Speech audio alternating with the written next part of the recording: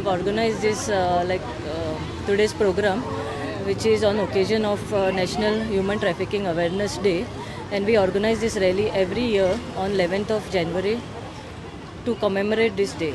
We have organized this rally so that people and public can be vigilant about whatever is happening around them and report the same to the police as and when they see it.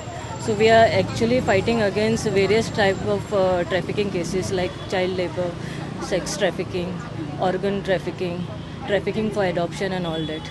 Okay, so we request the public to be vigilant and report the cases to Goa Police.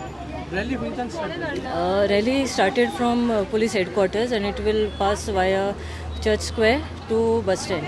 So we'll be having 2 street plays at Church Square and 1 at the bus stand to make people aware of what kind of cases and crimes may come across them. Sometimes people don't even realize what is happening around them, so that they can watch our small skits what we perform and get an idea of what is happening around them, so that they can report the fact to the police.